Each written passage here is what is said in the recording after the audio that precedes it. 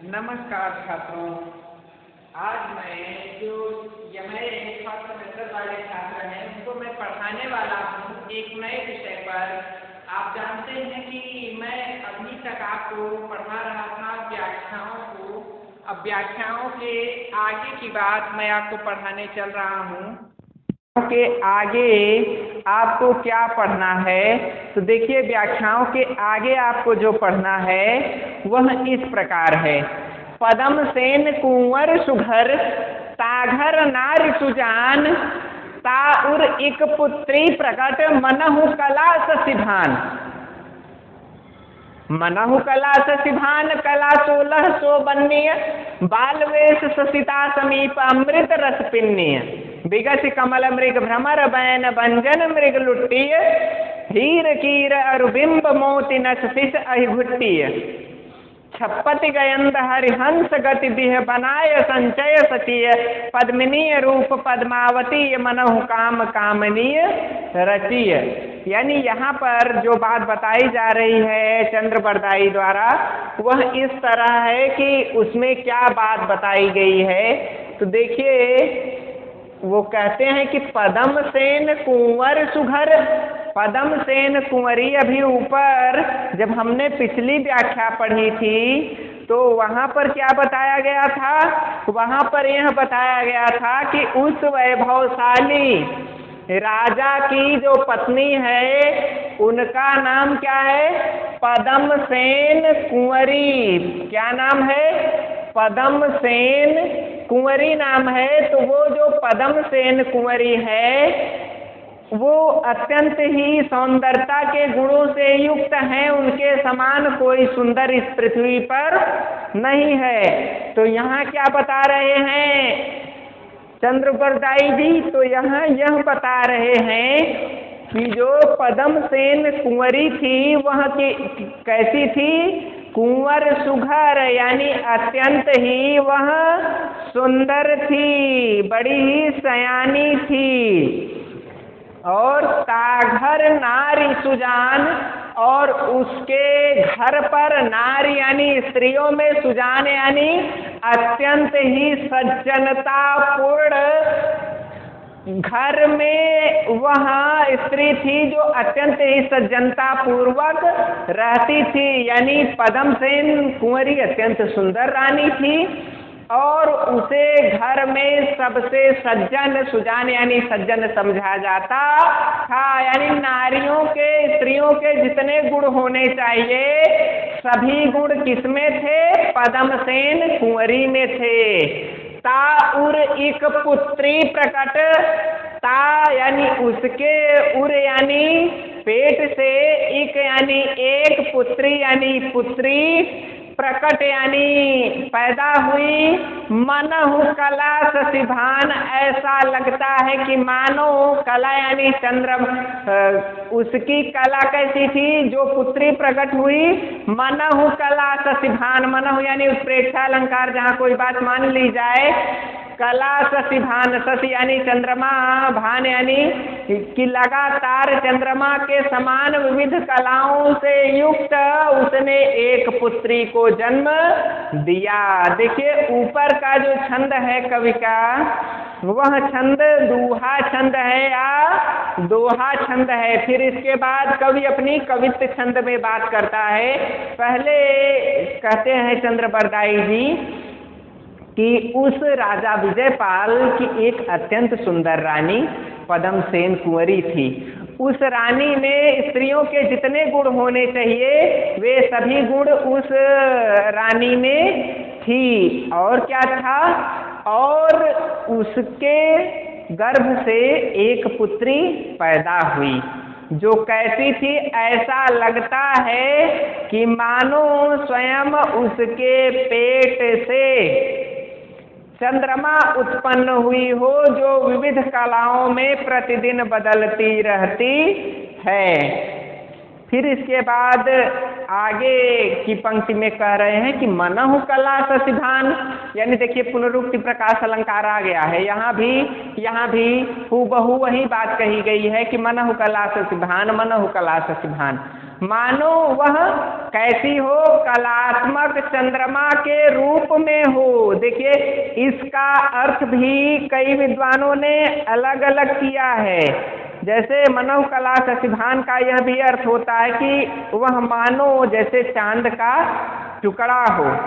और क्या, चांद का टुकड़ा हो यानी चंद्रमा के 15 भाग प्रसिद्ध हैं, चतुर्दशी अमावस्या और चतुर्दशी पूर्णिमा, यानी 15 रूप होते हैं। तो ऐसा लगता है कि चंद्रमा का 16वां रूप हो। ये अर्थ कुछ विद्वानों ने निकाला है और कुछ विद्वानों ने यह अर्थ निकाला है कि जैसे शशिभान शब्द का अर्थ चंद्र और सूर्य के समान प्रकाश वाला, यानी जो नवजात बालिका थी पद्मसेन कुंवरी के गर्भ से जो पैदा हुई थी, वह कुसुम कोमल यानी पुष्प के समान सुंदर गुणों वाली सूर्य और चंद्रमा का ऐसा लगता है कि मिश्रित प्रकाश उत्पन्न हो गया है। चंद्रमा की 16 कलाओं से युक्त वह कन्या मानो साक्षात सूर्य और चंद्रमा का एक नया रूप हो। अभी उसकी बाल्यावस्था है, अर्थात कह रहे हैं आगे कला 1600 बननी, यानी कि वह 16 कलाओं से बनी हुई है। बाल वेश, अभी वह क्या है, बाल रूप में है, बालिका के रूप में है। वेश ससिता समीप, अभी वह बाल रूप है लेकिन ऐसा लगता है कि ससिता समीप, कि ऐसा लगता है कि चंद्रमा कहाँ आ गई हो, पृथ्वी पर आ गई हो। ता समीप, कि चंद्रमा स्वयं उसे बनाने के लिए पृथ्वी आ गई हो। अमृत रस पिन्नी, उसके चेहरे की सुंदरता इतनी अधिक है बालपन में ही कि अमृत रस पिन्नीय, कि जो व्यक्ति उस बालिका को देखता है तो वह सोचता है कि चंद्रमा साक्षात पृथ्वी पर ही उतर आया हो, और वह अमृत रस का पान कर लेता है। यानी उस स्त्री के, उस बालिका के चेहरे को देखकर ही उसे देखने वाले को ऐसा लगता है कि चंद्रमा पृथ्वी पर आ गया हो, और चंद्रमा की सुंदरता के रस का पान कर लिया हो। ऐसा लगता है कि सबको अमृत मिल गया हो, जिसने जिसने भी उस बाल रूपी पद्मावती को देखा। आगे क्या कहते हैं, बिगसी कमल मृग भ्रमर बैन बंजन मृग लुट्टी। बिगसी कमल से तात्पर्य इनका क्या है कि ऐसा लगता है कि उसका जो सौंदर्य है वह कमल दल के समान विकसित है। मृग भ्रमर बैन बंजन मृग लुट्टिय, ये कहते हैं कि बिगसी कमल यानी उसका जो सौंदर्य है वह कमल दल को, यानी उसके स्वरूप का, उसके अंगों के प्रत्येक चित्र को वो खींच रहे हैं कि कला उसकी 1600 बनी, यानी 16 प्रकार से उसकी कला बनी हुई है। अब कैसे कैसे उसकी कला, उसका शरीर 16 कलाओं से युक्त है वो बता रहे हैं। कि पहला तो उसका जो बाल है वह किसने बनाया है, उसका बाल,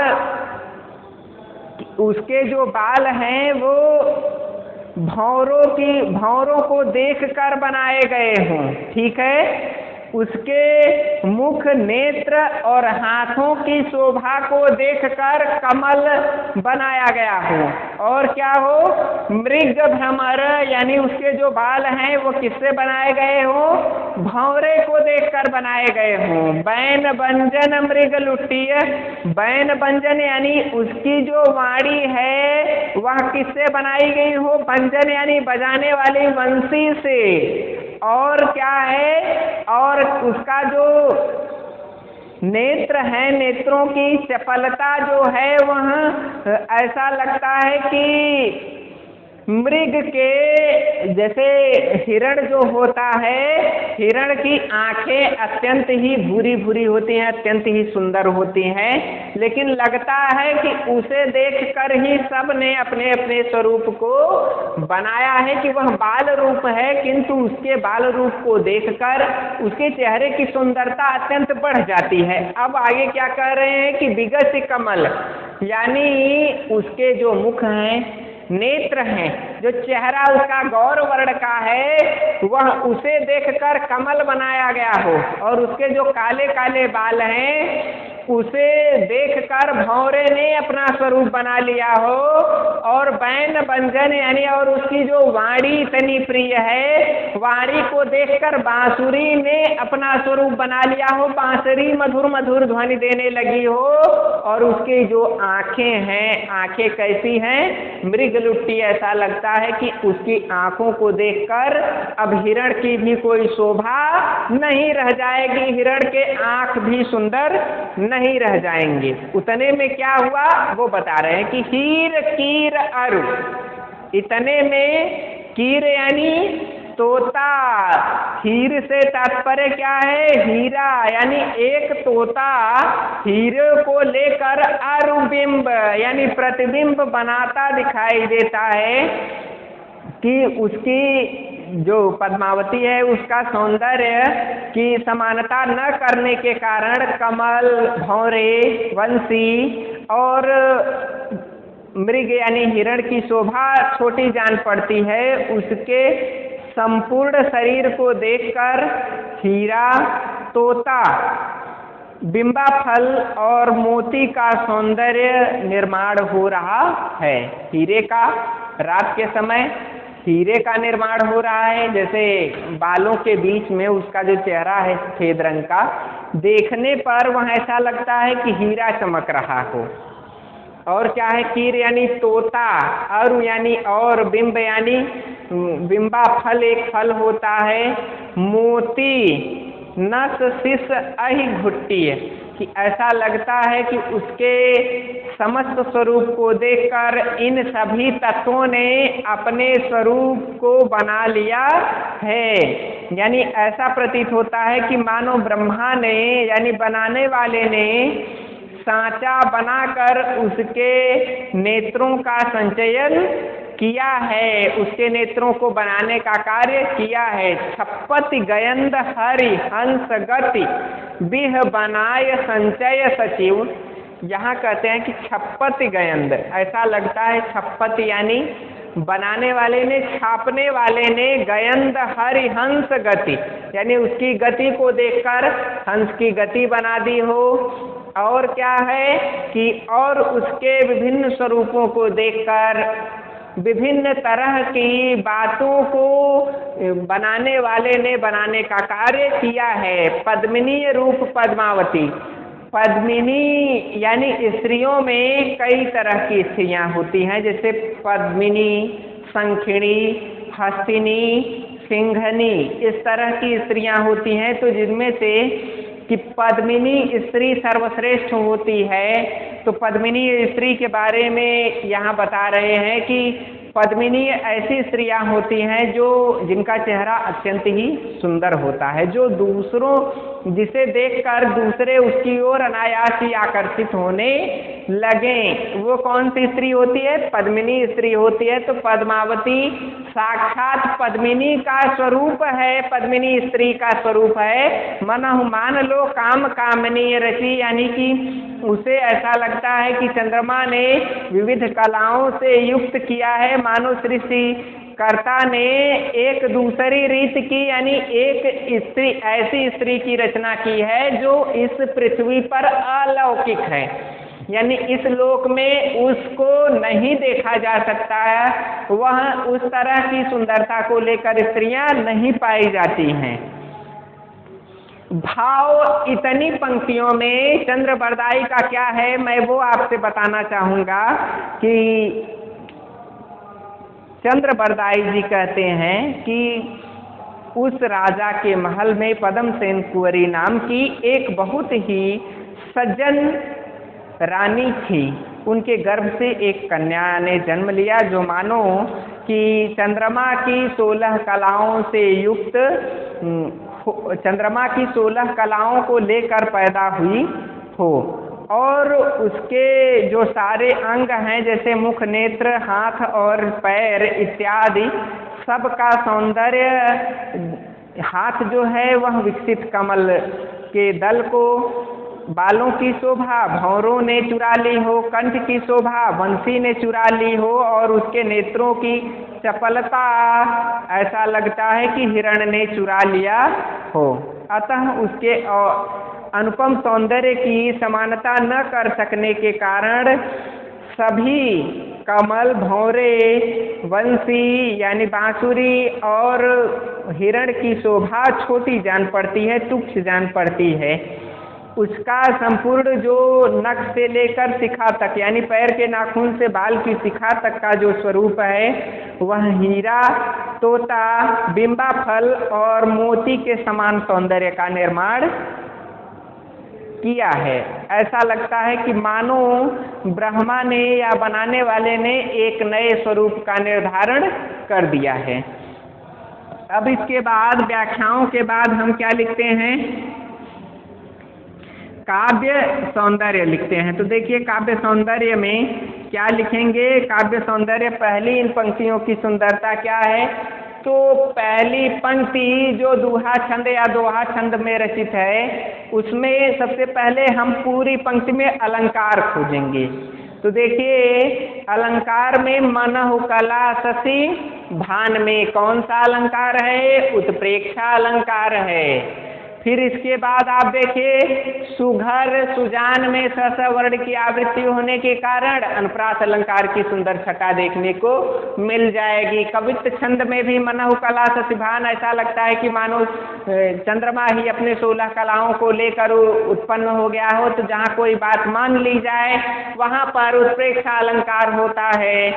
फिर इसके बाद कला 1600 बननी है, जहाँ साथ ही समता समानता व्यक्त की जाए उस स्थान पर कौन सा अलंकार होता है, तो उस स्थान पर उपमा अलंकार की सुंदर छटा मिल जाती है। और आगे गज गजपतीय, ठीक सॉरी गजपतीय नहीं, आगे जब हम देखते हैं तो आगे हमें विगस कमल छपत गयंद हरिहंस गति में व्यतिरेक अलंकार है। कौन सा अलंकार है, व्यतिरेक इस पंक्ति में अलंकार है। व्यतिरेक अलंकार यानी जो अपनी जिस बात के लिए प्रसिद्ध है जब उसे झुठला दिया जाए, जैसे कि कमल का पुष्प प्रसिद्ध है, तो कमल के पुष्प को पद्मावती के समान सामने छोटा बता दिया गया।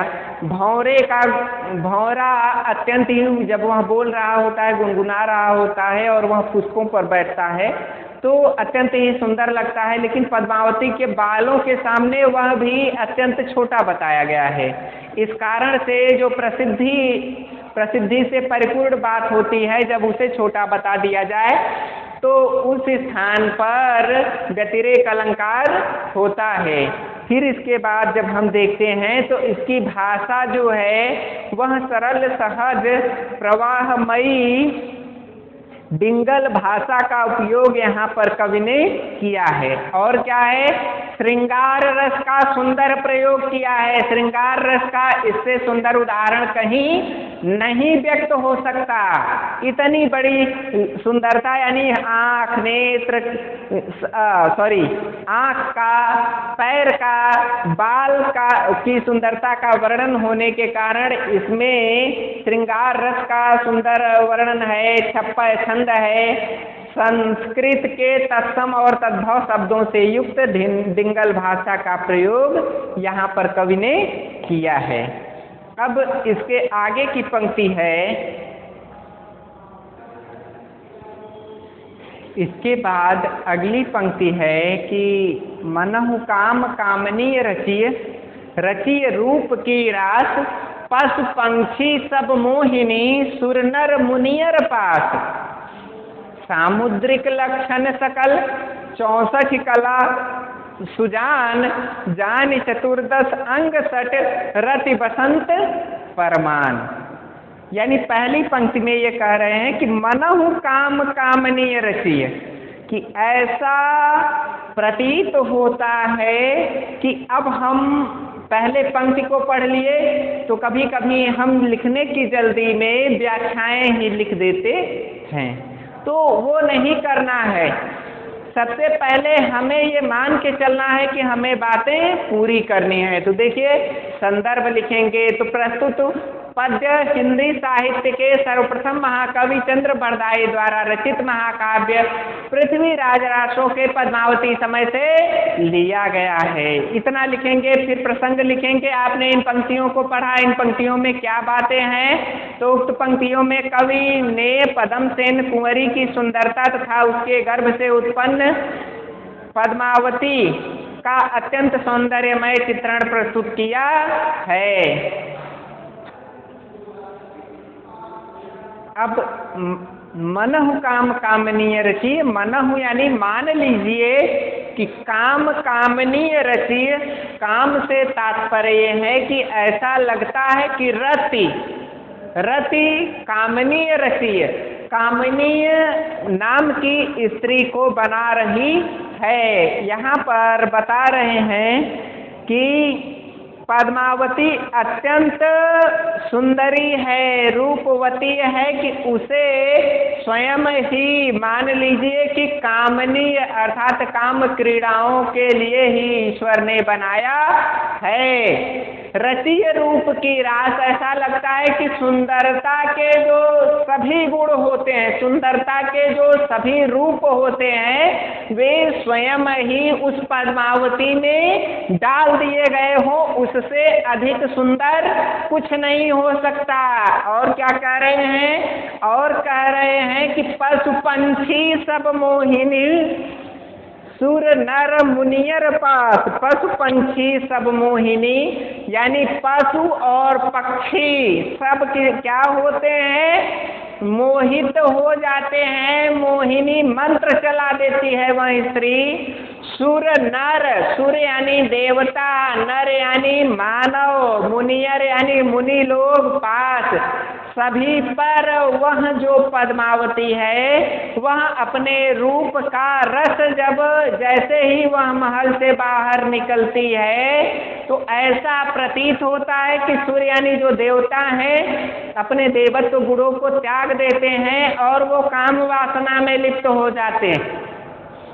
मानव तो तुरंत ही आकृष्ट हो जाते हैं। मुनि लोग जो अपनी इंद्रियों को वश में रखते हैं, वे मुनि लोग भी सन्यास धर्म छोड़ने के लिए आतुर हो उठते हैं। इतनी विशिष्ट सुंदरता को लेकर पद्मावती पैदा हुई है। भाव क्या है इसमें? चंद्र बरदाई का भाव यह है कि पद्मावती इतनी अधिक सुंदर है कि उसे देखकर यह धारणा होती है कि संभवतः विधाता ने उसे रूप की राशि के रूप में अर्थात अत्यंत सौंदर्यमयी बना दिया है, क्योंकि उसके सौंदर्य पास में तो पशु पक्षी देवता मनुष्य तथा मुनि सभी लोग फंस जाते हैं।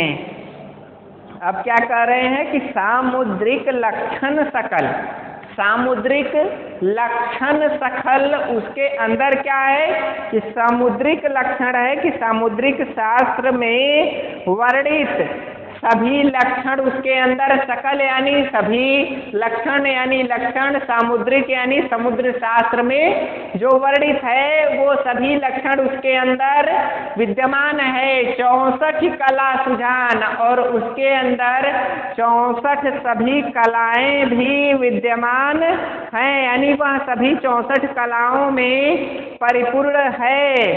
और क्या है उसे? और जानी चतुर्दश अंग सट, और जो 14 विद्याएं हैं, जान यानी जो हम जानते हैं कि चतुर्दश यानी 14 जो विद्याएं हैं, और क्या है 6 अंग, यानी यहाँ क्या कह रहे हैं कि अंग सट, 14 विद्याओं तथा वेदों के 6 अंगों का, यानी वेदों के 6 अंग कौन है? शिक्षा, कल्प, व्याकरण, निरुक्त, छंद, ज्योतिष, ये सभी वेदों के अंग भी हैं। उसके अंदर रति वसंत परमान। ऐसा लगता है कि ऋतुओं में कौन सी ऋतु है? बसंत ऋतु है। क्या करती है? रति परमान करती है, यानी रति यानी कि काम क्रीड़ा से संबंधित समस्त शुभ लक्षणों को वह समाहित करती है। भाव इसमें क्या व्यक्त कर रहे हैं बरदाई जी? वो यह व्यक्त कर रहे हैं कि पद्मावती का शरीर जो है, वह पद्मावती के शरीर में समुद्रिक शास्त्र में वर्णित सभी लक्षण हैं, चाहे वे 64 कलाएं हों, चाहे विद्या के वे 14 अंग हों, चाहे वेदांग वेदों के 6 अंग हों, और ऋतुओं में साक्षात वह वसंत ऋतु लगता है कि एक साथ आ गई है, क्योंकि उसका जो सौंदर्य है वह सौंदर्य रथ के समान है। उसमें नव यौवन का आगमन था, वसंत ऋतु के आगमन के समान हुआ है कि उसमें युवावस्था का आगमन बसंत ऋतु के समान। जैसे बसंत ऋतु जब आ जाती है तो संसार में सभी फसलें हरी भरी हो जाती है और उनमें फूल आने लगते हैं। उसी तरह से उसके शरीर पर, उसकी सुंदरता पर युवावस्था का आगमन हो रहा है। यानी यहाँ पर पद्मावती को साक्षात कामदेव का स्वरूप बताया गया है। अब देखिए, इसमें जब ये हो गई तो हम क्या खोजते हैं इन पंक्तियों में? तो सबसे पहले इन पंक्तियों का हम काव्य सौंदर्य खोजते हैं। तो काव्य सौंदर्य में क्या क्या बातें आती हैं? काव्य सौंदर्य में जो बातें आती हैं वे इस प्रकार हैं। सबसे पहले तो भाषा, तो इसकी भाषा संस्कृत निष्ठ डिंगल भाषा का प्रयोग यहाँ पर कवि ने किया हुआ है। और दूसरी विशेषता क्या है? दूसरी विशेषता हम अलंकार खोजते हैं। तो देखिए, चलिए हम अलंकार खोजें कि देखिए अलंकार इनमें कौन सा है। तो अलंकार सबसे पहले पहली पंक्ति में जब हम जाएंगे तो रचिय रचिय, क्या? मनहु काम कामनीय। यहाँ जो है, यह जो शब्द है मान लिया गया है, तो मान लेने से जहाँ पर कोई भी बात मान ली जाए वहाँ पर क्या होता है? मनुमानो जन जानो उत्प्रेक्षा अलंकार। रचिय रचिय जो शब्द है, यह जो शब्द है, इस शब्द में कौन सा अलंकार है? तो देखिए विपसा अलंकार है। विपसा अलंकार क्या कहता है कि जो बात पूरी करने के लिए एक ही शब्द की 2-2 बार आवृत्ति हो, आए एक ही पंक्ति में, अर्थ भी एक ही हो, लेकिन पंक्ति में 2 बार आए वो और एक साथ आए। जैसे हम कहते नहीं हैं कि खड़ खड़ करके बर्तन गिरा, या गोली धाए धाए चलाई गई। तो जो शब्द 2-2 बार आ जाए, अर्थ अलग अलग की, धाए करके गोली चली और उसकी आवाज़ भी हमें धाए करके सुनाई दी, उसी तरह से यहाँ भी मानने के कारण तो देखिए उत्प्रेक्षा अलंकार है यहाँ से यहाँ तक, लेकिन रचिय का अर्थ ये है कि ऐसा लगता है कि मानो स्वयं कामदेव ने एक नई रचना की हो, और वह रचना स्वयं रूप, स्वयं सुंदरता की सबसे सर्वश्रेष्ठ रचना है। आगे फिर हम जब देखेंगे कि कौन सा अलंकार है, तो आगे देखिए, आगे जब आप देखते हैं तो समुद्रिक सकल सुजान में अनुप्रास अलंकार मिल रहा है। यहाँ स वर्ण की आवृत्ति होने के कारण अनुप्रास अलंकार है। और रति बसंत परमान में लुप्तोपमा अलंकार है कि रति यानी ऋतुओं में वह लगता है बसंत ऋतु सब एक साथ ही चली आई हो। इस कारण से इस पंक्ति में लुप्तोपमा यानी उपमा अलंकार का एक रूप स्पष्ट रूप से अभिव्यक्त हुआ है। तीसरी विशेषता क्या है? देखिए, इसमें दूहा छंद, दूहा या दोहा छंद का उपयोग किया गया है। और रस इसमें कौन सा है? रस, देखिए रस इसमें श्रृंगार रस है। फिर इसके बाद अगली जो विशेषता है वह क्या है? इसकी भाषा क्या है? इसकी भाषा स्पष्ट रूप में डिंगल भाषा का उपयोग किया है और संस्कृत निष्ठ भाषा का सरल प्रयोग इन पंक्तियों में मिल जाता है। तो आज के इस वीडियो में व्याख्या में इतना ही। जब आगे मिलेंगे तो आगे की व्याख्या पढ़ेंगे। तब तक के लिए धन्यवाद।